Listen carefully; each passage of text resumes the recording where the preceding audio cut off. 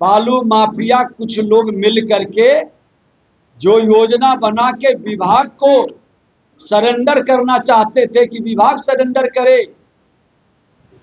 विभाग और सरकार माफिया को सरेंडर करा चुका है और बचे कुचे जो लोग हैं उनको भी सरेंडर करा देंगे। जहां 3-3 बार टेंडर हो चुका और लोग डालने भी नहीं दिए हैं। माफिया का इतना वर्चस्व कि रेट कम करेंगे। जिन लोगों ने सरेंडर किया है या जो उस कंपनी के अंदर पार्टनर या डायरेक्टर हैं, किसी भी कंपनी में वो पार्टनर और डायरेक्टर रहेंगे, वो लोग इस तरह के घाटों में भागीदारी नहीं करेंगे। आज बिहारी खनन योद्धा पुरस्कार वितरण का कार्यक्रम किया गया। 71 योद्धा को हमने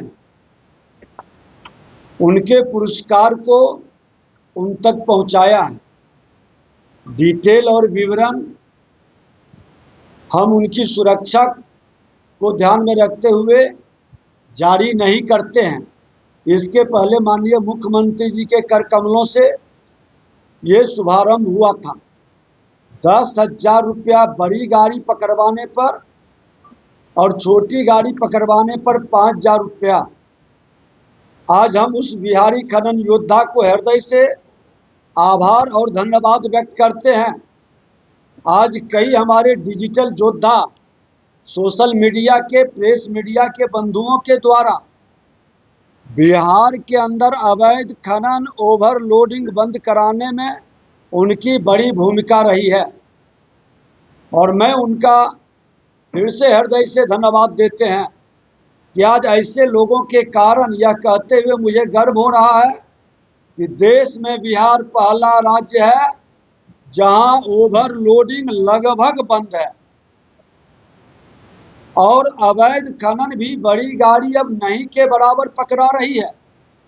छोटे ट्रैक्टर की शिकायत बीच बीच में आता है, जिसको हमारे खनन विभाग के पदाधिकारी और थाना प्रभारी मिलकर कई जगह पकड़ने का भी काम किए हैं।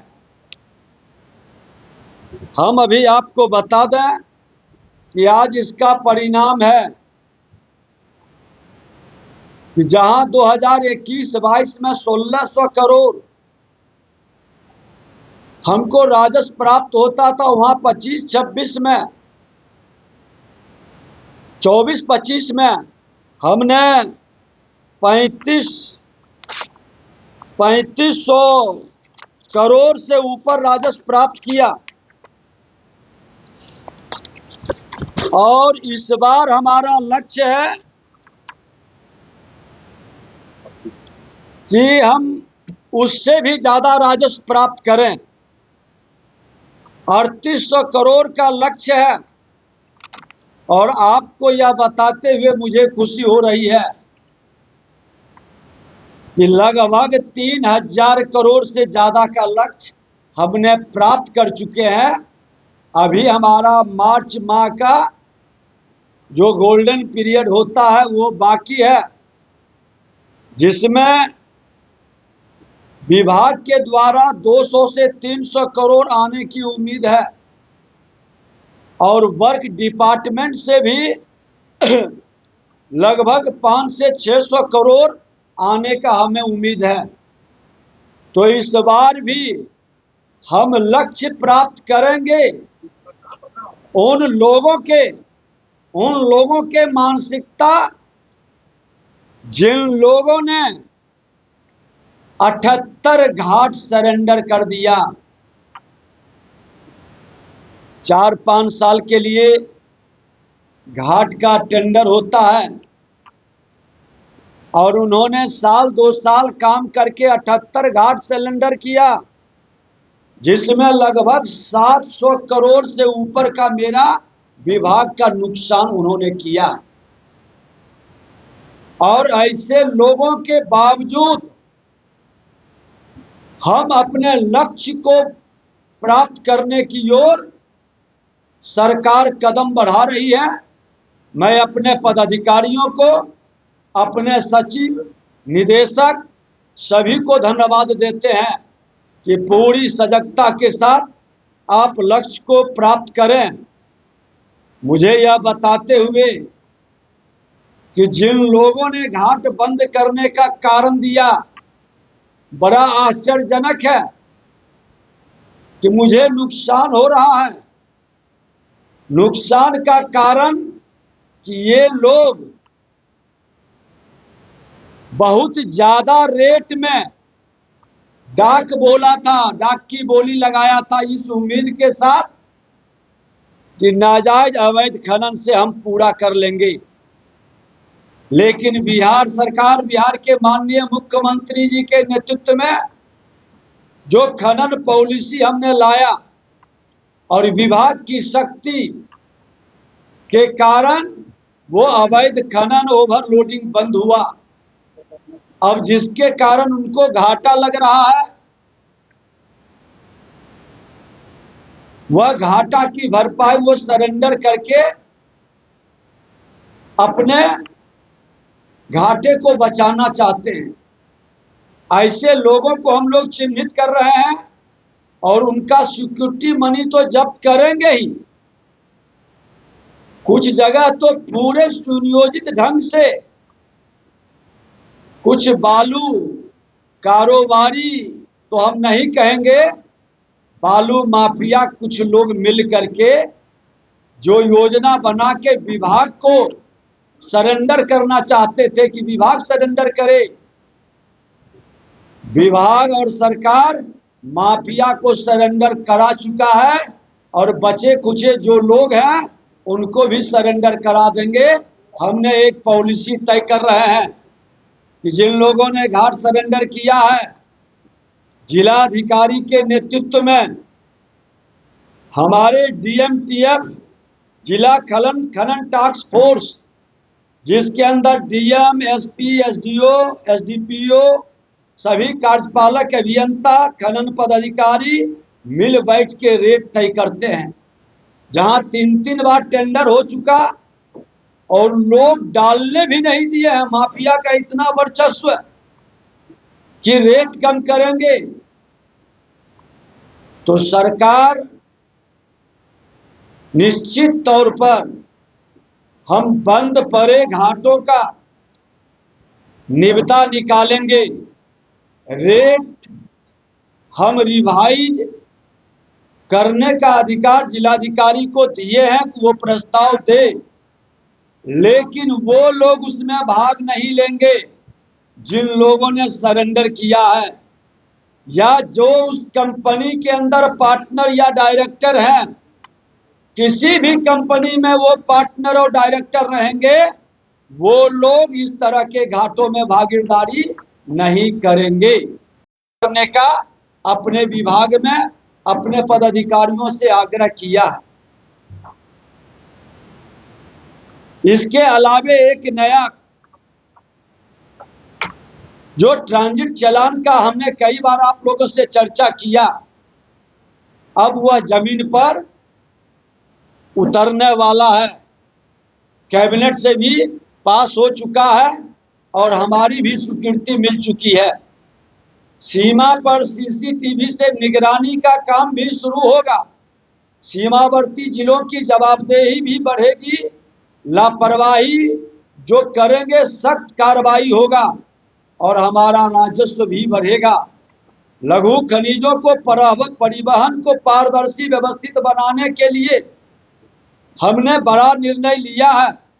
राज्यों से बिहार में प्रवेश करने वाले बालू, पत्थर, स्टोन चिप्स, मोरम, स्टोन डस्ट जैसे लघु खनिजों से लदे सभी वाहनों के लिए ट्रांजिट पास टीपी अनिवार्य होगा। यह व्यवस्था बिहार खनिज नियमावली 2019 के नियम 41 के तहत लागू की गई है, क्योंकि कई जगह से शिकायत आ रही थी कि दूसरे राज्य से अवैध खनन को अपने राज्य में किस तरह से खनन माफिया के लोग खेल खेल रहे थे। अब ये खेल समाप्त होगी और जिन चालानों से खनिज का वजन अंकित होगा उन पर 60 रुपया प्रति मैट्रिक टन आयतन अंकित होने पर 85 रुपया प्रति घन मीटर की दर से ट्रांजिट पास लिया जाएगा। नई व्यवस्था के तहत सीमा पर सीसीटीवी कैमरों के माध्यम से डिजिटल निगरानी की जाएगी और सीमावर्ती जिलों की जिम्मेवारी बढ़ाई जाएगी। किसी भी प्रकार की लापरवाही पर संबंधित अधिकारियों के विरुद्ध सख्त कार्रवाई की जाएगी, क्योंकि हमारा कमांड कंट्रोल में सारा मॉनिटरिंग 24 आवर, छुट्टी के दिन भी मॉनिटरिंग चल रहा है। और इस कदम से अवैध खनन, अवैध परिवहन पर रोक लगेगी। एक ही चालान पर बार बार ढुलाई जैसी गड़बड़ियों पर अंकुश लगेगा तो राज्य के राजस्व में वृद्धि भी होगी। इस प्रस्ताव को 20 फरवरी 2026 को मंत्री परिषद बैठक में स्वीकृति भी मिल चुकी है। इसके अलावे मैं आपको जानकारी दे दूं कि आज पीला बालू 463 घाट हमारा निर्धारित है, जिसमें नीलामित बालू घाटों की संख्या 306 है। उजला बालू 541 है, जिसमें नीलामित 88 है। इस पर भी हमारा जोर है। हमारे निगम और कई लोगों को इसमें हम लोग इन्वॉल्व कर रहे हैं। वर्क डिपार्टमेंट की भी भागीदारी बढ़ा रहे हैं। जिनको जरूरत है वो ले सके। 1004 घाट में 394 नीलामित घाटों में हमारा लगभग 196 घाट अभी कार्यरत है और 78 का हम लोगों ने उनकी टेंडर की प्रक्रिया पूर्ण कर चुके हैं। ऐसे घाटों को भी हम बहुत जल्द चालू करेंगे, क्योंकि बहुत सारे जगह पर इसी का मामला के कारण हमारा कई जगह घाट का मामला अटकता है। मैंने उस विभाग के साथ बैठक कर करके भारत सरकार का सहयोग से और देश के माननीय प्रधानमंत्री नरेंद्र मोदी जी का बिहार के प्रति जो सकारात्मक सोच, रचनात्मक भाव है, आज बृहद खनन में भी हमने प्रवेश किया है। आज 6 हमारा ब्लॉक नीलामित हुआ है, जिसमें 3 का तो फाइनल भी हो चुका है। और इस तरह से एक बड़ा परिवर्तन बिहार के अंदर राजस्व प्राप्ति का आगे हम लोग और आपको बेहतर पत्थल के संदर्भ में भी जानकारी देंगे। वो भी प्रक्रियाधीन है, हम उसको भी चालू करने की प्रक्रिया में लगे हैं, क्योंकि स्टोन चिप्स आज मुझे दूसरे स्टेट से मंगाना पड़ता है। मात्र 3 जगह हमारा अभी चालू है, तो उसमें भी हम लोग लगे हैं। और जीपीएस से छेड़छाड़ कर राजस्व चोरी करने वाले 475 वाहन हमने पकड़ा है। सभी वाहन मालिकों को नोटिस जारी किया। दोषी पर 20,000 से 1 लाख तक जुर्माना भी लगा है। जुर्माना नहीं देने वाले वाहन का रजिस्ट्रेशन रद्द करने की कार्रवाई भी की जा रही है। अवैध खनन की सूचना देने वाले को हमारे सेक्रेटरी महोदय ने बताया, नंबर भी जारी किया है कि हम 10,000 और 5,000 रुपया इनाम देते हैं। आज इसका लाभ बिहार रोल मॉडल बना है, देश में लोग इसको सराह रहे हैं। सभी संचालित बालू घाटों पर इंटरनेट युक्त सीसीटीवी कैमरा लगाए गए हैं। निगरानी के लिए एकीकृत कमांड कंट्रोल सेंटर से उसकी मॉनिटरिंग की जा रही है। लाइव फुटेज से अनियमितताओं की पहचान और तत्काल कार्रवाई करने का काम भी हम लोग कर रहे हैं। अवैध खनन रोकने के लिए राज्य में 400 पुलिस बल की तैनाती की गई है। हमने अपने खनन विभाग का अपना फोर्स का डिमांड किया था पिछले ही सरकार में, जो हमें मिला। हम अपने पदाधिकारियों को मजिस्ट्रेट का पावर भी दिया, आज जिसके कारण उसका धमक और माफियाओं पर उसका असर भी दिखाई पड़ रहा है। अवैध खनन, परिवहन और भंडारण पर भी सख्त कार्रवाई हम कर रहे हैं और राज्य में चिन्हित 12 खनिज ब्लॉकों में से 9 ब्लॉकों की नीलामी प्रक्रिया चल रही है। रोहतास जिले में 2 ग्लूकोनाइट ब्लॉक, गया जिले में 1 निकेल क्रोमियम ब्लॉक की सफल नीलामी हुई है। राज्य में आज बृहद खनन में बिहार पहली बार कदम रखा है। उस नक्शे पर पहली बार बिहार भी पहुंच गया है। सारण जिले में हमने विशेष अभियान अपने सेक्रेटरी और डायरेक्टर के नेतृत्व में, जहां पर 76 लाख का जुर्माना लगाया गया, 8 वाहन जब्त किया गया। बालू और गिट्टी के भंडारण के लिए ऑनलाइन लाइसेंस प्रणाली हमने शुरू की है। आज हम पोर्टल, एक कैनन शॉट पोर्टल के माध्यम से घर बैठे आवेदन देने की सुविधा भी प्रदान कर रहे हैं।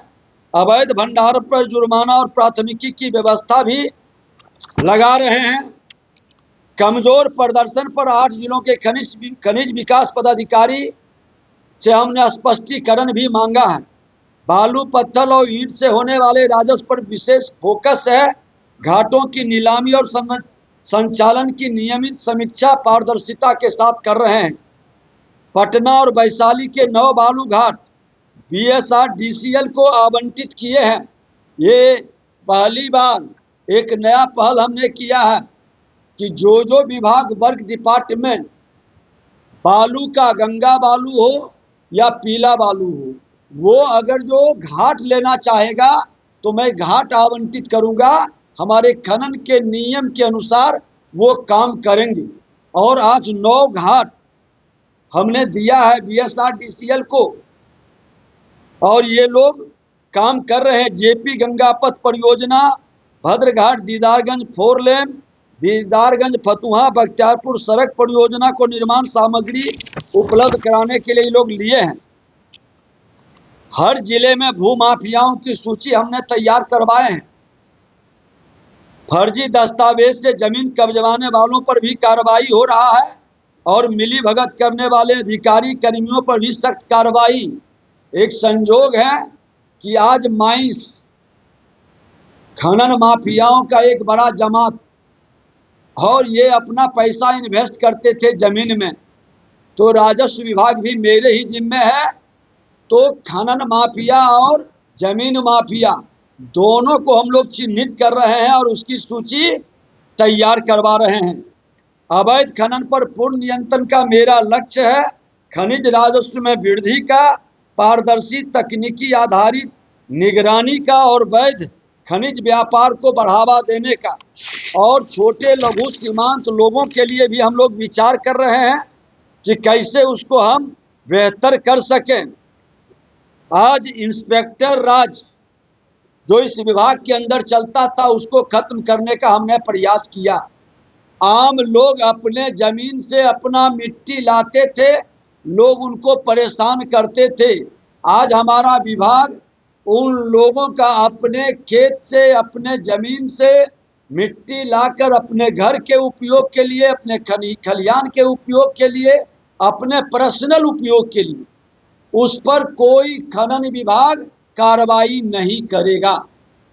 अगर जो वो कॉमर्शियल एक्टिविटी करेंगे तो उनको चालान, उनको आवेदन देना होगा, जिसको सुलभता के साथ हमारे पदाधिकारी उसका समाधान करेंगे और उनको सहमति देंगे। और अब माइंस इंस्पेक्टर या पुलिस के परेशानी से ये लोग पूर्णतः सुरक्षित हैं।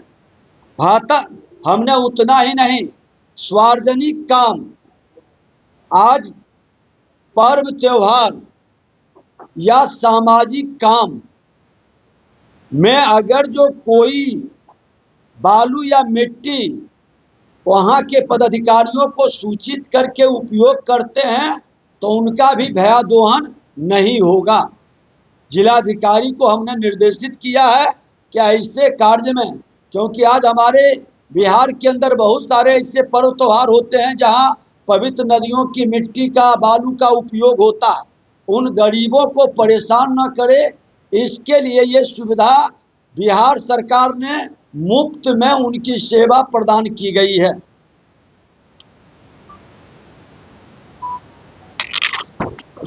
छापेमारी अप्रैल से नवंबर 2025 के बीच लगभग 31,997 छापेमारी की गई, 1600 से अधिक FIR दर्ज हुए, 400 से अधिक लोगों को गिरफ्तार किया गया।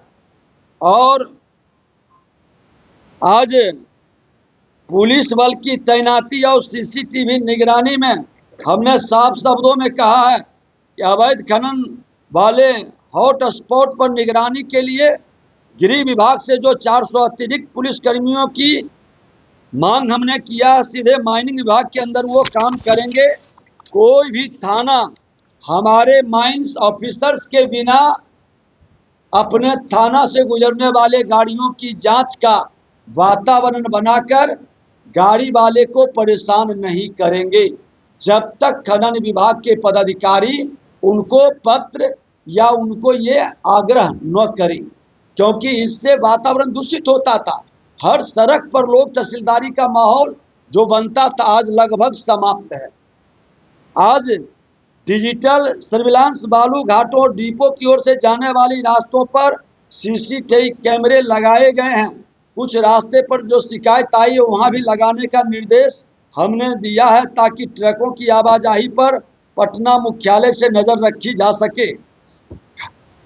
क्रिटिकल मिनरल ब्लॉक्स बिहार अब खनिज मानचित्र पर जो मजबूती से उभरा है, उससे हमारे खजाने में बड़ी राशि आएगी।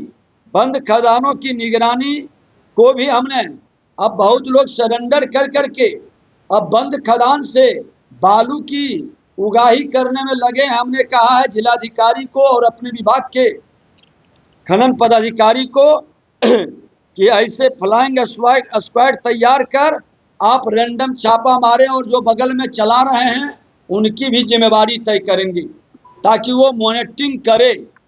हमारा तो प्रयास होगा कि अधिक से अधिक बंद खदानों को हम चालू करें, और जिस खदान को चालू नहीं हो पाएगा वहाँ भी मॉनिटरिंग की कोई सिस्टम, कोई मैकेनिज्म हम बनाएंगे।